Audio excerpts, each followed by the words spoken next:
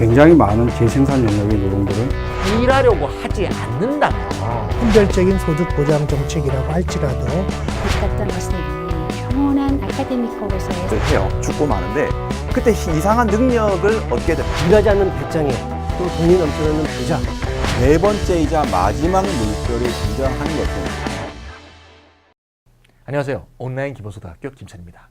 우리가 기본소득에 대해서 여러 사람들과 얘기하고 이거 좀 해야 되지 않느냐 이런 얘기 하다 보면 많이 부닥치는 반대 의견이 아니 일하는 사람만 먹어야 되는 게 아니냐. 하나님도 일하지 않는 자는 먹지도 말라고 했는데 일도 안 했는데 거저 소득을 준다는 게 이건 하나님의 원리하고도 어긋난 거 아니냐. 성서적으로 배치되는 것이 아니냐. 이런 식의 주장을 펴는 사람들을 많이 만납니다. 오늘은 그 주제에 대해서 한번 살펴보도록 하겠습니다. 먼저 일하지 않는 자는 먹지도 말라는 말이 정말 성서에 나오는지 요거부터 먼저 한번 보도록 할게요. 일하지 않는 자는 먹지도 말라가 과연 성서 말씀인가? 비슷한 말씀이 있긴 있습니다. 어디 있냐면 말이죠. 데살로니가 후서 3장 10절에 있는데요. 물론 공동번역 성서에는 데살로니카라고 하죠. 영어 문장을 한번 옮겨보겠습니다.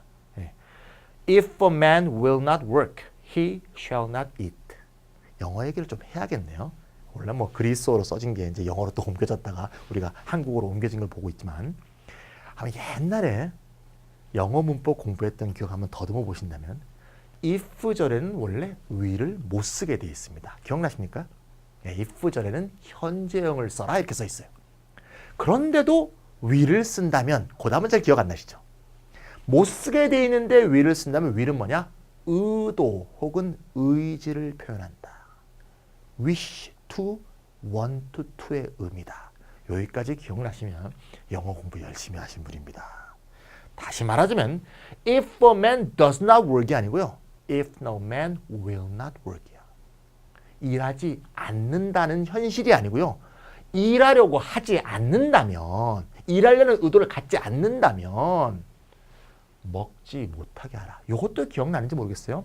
주어가 2인칭, 3인칭의 쉐를 쓰게 되면 하게 만들 나의 뜻이다. 그가 밥을 먹지 않을 것이다가 아니라 밥을 먹지 못하게 하라. 물론 현대 영어에서는 잘 쓰는 법이 아닌데요. 성서적 영어에서는 많이 나옵니다. 다시 한번 번역해 볼까요? 어떤 사람이 일을 하려고 하지 않는다면 먹지 못하게 하라. 이게 원래 예수님 말씀입니다. 개역 성서도 번역이 잘 되어 있어요. 번역이 대충 한 게 아닙니다. 성서가. 누구든지 일하기 싫어하거든 이렇게 되어 있습니다. will이 정확히 번역이 되어 있죠? 먹지도 말게 하라. shall도 정확히 번역이 되어 있습니다. 그러면 이 말과 이 말은 완전히 다른 말입니다. 제가 일을 하고 싶어요. 근데 기술 변화를 통해서 기계와 인공지능이 도입해서 내가 기술적 실업으로 잘렸어. 어쩌란 말이야. 하고 싶어도 일이 없는데. 바로 현대의 실업 상태는 바로 이런 식의 실업을 잘 보여주고 있죠. 일하려고 해도 일을 할 수 없는 상황에 봉착해 있을 때는 과연 어떻게 해야 되느냐. 그 사람 분명히 일을 하고 있지 않지만 일을 하려고 하지 않는 건 아니거든요. 따라서 기본소득을 지급한다는 것은 일을 하고 있지 않더라도 일을 하고자 하는 의욕이 충만한 사람한테 주는 것이라면 절대 성서적으로 배치되지 않는다는 점. 요즘 우리가 기독교인들이라면 다시 한번 특별히 생각해 볼 필요가 있다는 거죠. 기본소득의 정당성을 뒷받침하는 성서의 기준은 굉장히 많습니다. 굉장히 많습니다만 그중에 한 가지만 더 한번 살펴보도록 할게요. 자, 마태 또는 마테오 20장에 나오는 얘기인데요. 포도원에 관한 비유입니다. 성서를 열심히 읽으신 분들은 아마 기억이 날 겁니다. 아침 9시부터 일하는 사람하고요. 오후 5시부터 일하는 사람이 일을 한 양이 다르죠. 근데 결국은 똑같은 품삯을 받았다는 그런 얘기입니다. 그래서 뭐 중간에 9시부터 온 사람이 뭔가 항의하기도 하고 그런 내용 기억나시죠? 과연 이 규절이 담고자 했던 의미는 뭘까? 저는 이런 의미라고 봅니다. 노동량에 따라서 꼭 분배하는 게 아니라 필요에 따른 분배를 사실상 얘기하고 있다. 사실상 사람이라면 얼만큼 일했건 간에 하루 동안에 자신의 육체와 정신을 재생산하는 데 필요한 그런 재화는 똑같은 거죠. 차이가 없죠. 9시부터 일했건 5시부터 일했건 이 사람은 하루를 살아야 되고 하루에 또 가족을 먹여야 됩니다. 따라서 필요는 동등하다고 볼 수 있다. 과연 꼭 노동량에 따라서 분배하는 게 과연 공정한 분배냐? 꼭 그렇다고 볼 수만은 없다. 이거를 말해주고 있는 거죠.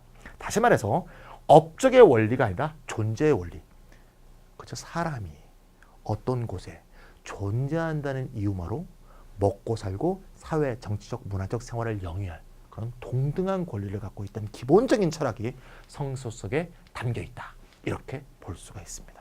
그래서 필요에 따른 또는 존재의 원리에 따른 그런 분배를 말하고 있다는 점에서 기본소득은 완전히 성서적으로 합치되는 사상이다. 이렇게 말할 수가 있습니다. 그래서 우리나라에서도 많은 종교계 인사들이 실제로 기본소득 운동을 열심히 지금 벌이고 있는 중입니다. 아주 많은 분들이 계신데요. 그중에서 몇 분의 말씀을 한번 들어보도록 하겠습니다. 자, 먼저 성공의 신부이신 오동균 신부님의 말씀을 한번 보도록 하겠습니다. 기본소득은 모든 것이 하나님의 것이며 하나님의 창조세계에 관련된 자원을 공적으로 쓴다는 것에 기반한다. 사실 창세기 정신의 근거에 볼 때 모든 것이 다 하나님에게서 나온 것인데 결국 그거는 만인에게 속한다고 볼 수 있는 것. 이게 기본소득의 가장 중심적인 사상이 성서적으로 귀착된다. 이렇게 볼 수 있다는 거죠. 기본소득의 개념은 창조된 시점의 에덴 동산에서 하나님이 창조한 생태, 환경을 보존하는 일과 연결될 수 있다. 이런 말씀을 하신 게 제가 한번 전제해 봤습니다. 자, 개신교 목사님 한번 볼까요? 이영재 목사님인데요.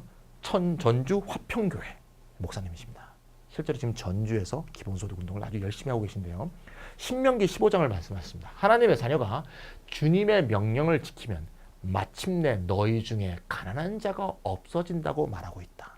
사실 이런 말은 예수님이 성서에서 너무 많이 말해서 사실 우리가 뭐 몇백 군데 몇천 군데를 얘기할 수도 있겠죠. 너희 중에 가난한 자가 없어진다. 이게 하나님이 만드신 세상에서 가장 중요한 점이라는 점. 이 점에 대해서 착목하지 않는 것은 사실상 성서적으로 배치된다고 볼 수 있겠죠. 그래서 이분은 실제로 이 하나님의 말씀에 기초해서 실제로 어떤 기본소득 운동을 벌이고 계시냐면 바로 이겁니다. 국가가 당장 기본소득을 시행해야 되는데 하지 못한다면 교회가 먼저 하자.